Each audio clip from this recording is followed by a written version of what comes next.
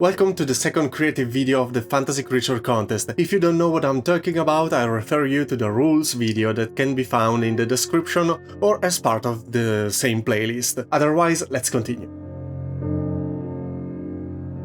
Today we are going to take a closer look at the biological pressures that can lead to the development of these creatures, and how you can use these questions to characterize them in more detail. Of course, feel free to suggest completely new species. Whether you use a scientific or creationist system for the genesis of your race, the concern of a living creature are determined by environmental pressures just like climate, predators, competition, resource availability, and can roughly be divided into three categories: to eat, to reproduce, and to survive. In general, the questions you can ask are these: how have they adapted to accomplish these tasks? What systems have they designed or constructed? What difficulties did they face and how did they overcome them? What traditions or belief did they develop? Feeding is the primary concern of every living being. You may wonder what kind of food they need, whether they have to compete with anyone for it, or whether they have evolved a special physical characteristic to obtain it. Reproduction is another thing that living creatures are very concerned about. You can ask questions about all stages of the life cycle. How is birth handled in society? Are there special places where they give birth? Do they lay eggs? Do they have special breeding seasons? Do they have special sexual characteristics, such as seasonal plumage or breeding season colors? Survival is critical. Think about what the major predators are if you're dealing with an archaic species, or what are the major environmental hazards if you're dealing with a more modern one. How do they avoid them? How do they defend themselves? Another thing to consider is the availability of the resources. Food is a limiting resource that determines how large the population can be. Are they able to produce enough, or do they import it? What crops do they grow? Is the soil suitable for farming? If they raise animals, what do they feed them? Materials are another important resource that can define the structure of an archaic society or the relationship between modern ones. What building materials do they have? What do they use for housing? What do they use for clothes to dress themselves? Or to make tools or complex objects? What materials do they consider rare or valuable, and how do they obtain them? Now I'm going to take all the concepts that were proposed in the concept video and summarize them here. Aetherites are ethereal humanoids who can manipulate gravity, floating effortlessly and bending space around them. Aetherites live in a dimension where gravity is not constant, and they have evolved the ability to shift their personal gravity at will. They create cities in the clouds, where objects and structures float freely, held in place by their gravitational control. Their power comes with a risk. If they lose control of their gravity, they may end up crashing here and there. The hospitals are gravity-controlled structures. Aetherites have recently developed a powerful dimensional anchor small device capable of stabilizing their gravity in extreme situations. These anchors can pin them to specific locations, preventing fatal accidents like losing control of their gravity. Crynids are aquatic humanoids with transparent wings that allow them to glide above water, manipulating tides and currents through songs. They are an ancient race that live near coastal cliffs. Their wings catch the wind and water vapor, allowing them to glide over the sea surface. Their songs are starting to lose their potency as the ocean becomes more polluted, and their society is divided between trying to restore the seas or finding a new way to maintain their magical influence. To protect the dwindling potency of their magic, the most revered Crynids have taken the role of tidal guardians,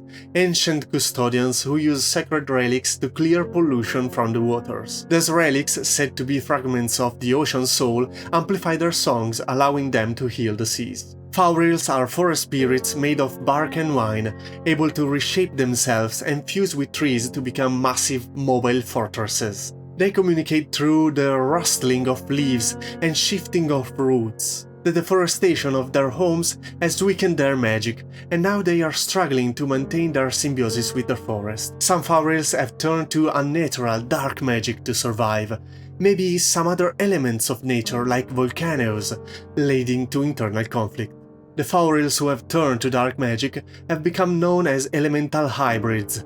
These Faurils fuse their nature with volatile elements like magma or swamp rot, creating new, fearsome forms. They often emerge from corrupted forests as twisted beings, using their bodies to create fortresses or burning trees or toxic marshes. Nyxari are shadow-dwelling creatures with the ability to consume light and use it to teleport through shadows. Nyxari live in twilight realms between light and dark, feeding on the ambient light of the world. They are skilled assassins and spies, able to vanish into shadows and reappear elsewhere by swimming through darkness. Nyxari's dependence on light is a double-edged sword. As they consume it, they leave areas darker and colder, which can attract dangerous creatures from the void. Some Nyxari are beginning to question their role in growing and spreading of darkness across the world. As certain Nyxari consume more light, they become void-touched, individuals who have begun to exhibit disturbing traits of creatures from the void. These Nyxari are feared by their kin, as their growing connection to the void grants them even greater teleportation abilities, but at a cost. They begin to lose their physical forms, becoming more like living shadows than flesh and blood creatures. Some of these void-touched Nyxari now serve as the very void beast their people once fought against, spreading darkness and chaos in the world. Oskaan are feline-like warriors who use their prehensile tails to wield magical energy, casting spells or manipulating objects from a distance. They are known for their agility and magic prowess, using their tails to channel and focus raw energy in battle or craft works. Their society values independence and personal strength, with a strong emphasis on mastering both martial and magical skills. A rare subset of Oskaan warriors has developed the ability to use their tails to tap into astral magic, allowing them to manipulate space and time during battle. Known as the Astral Tail Masters, they can freeze opponents in place, move objects through dimensions, or even predict their enemy's movement seconds before they happen. This mastery of astral magic has made them highly revered, but also feared, as their power can unravel the very fabric of reality if misused. Talraks are nomadic creatures with flexible, root-like limbs, capable of planting themselves into the ground to draw energy and memories from the soil. The Talraks travels across continents, leaving trail of fertile ground behind them. They possess the unique ability to absorb the memories of the land, allowing them to access knowledge of past events by rooting in a place. As they age, they become less and less mobile.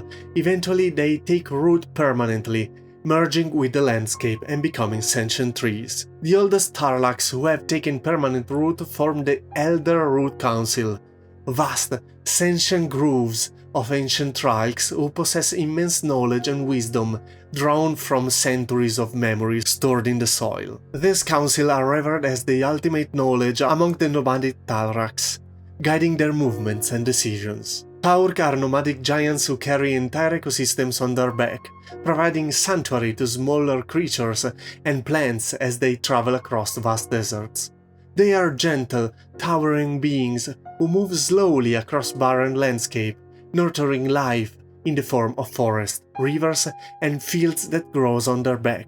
Entire communities of smaller creatures live in symbiosis with them, traveling whenever the Thaurk roam. They are dying out, and the ecosystems they carry are beginning to wither. The smaller creatures are searching for ways to sustain their homes without their giant protectors, while others are seeking to exploit the Thaurk for personal gain. To save the dying Thaurks, some smaller races living on their backs are begun to build desert sanctuaries, artificial ecosystem designed to mimic the environment found on the Thaurk backs. These structures are created in oases and underground caves, using advanced magic and technology to sustain the communities. Thogrum are mountain-dwells giants with crystal-infused skin, who can channel the energy of the earth to generate immense heat or cold. These beings use their power to mine rare minerals deep within the earth, shaping them into towering structures that function both as homes and fortresses. Their culture revolves around the balance between heat and cold, symbolizing their philosophy of equilibrium. They are slowly losing their connection to the earth due to a mysterious blight that disrupts the energy flow, threatening their way of life and forcing them to seek alliance with other races. As Thogrum lose their connection to the earth, some have turned to a drastic solution: becoming crystal-born warriors. Thus Thogrum forge permanent bonds with the crystal embedded in their skin, fusing their body with the very earth energy that is fading. This transformation grants them immense power, but at great cost. The crystal-born lose their physical form over time, becoming living crystalline beings with little connection to material world. While these warriors are highly respected for the sacrifice, many Thogrum fears that such transformation are unsustainable and could lead to the extinction of their race if too many follows this path. And now it's your turn. Feel free to enrich each one of these concepts by paying special attention to the biological pressure that may have driven their evolution. For each race and species I will leave a comment in the description with their name. Please reply to them to suggest your own ideas. This seems to be the most convenient way to keep things organized. Of course, feel free to suggest completely new species and races, and have fun!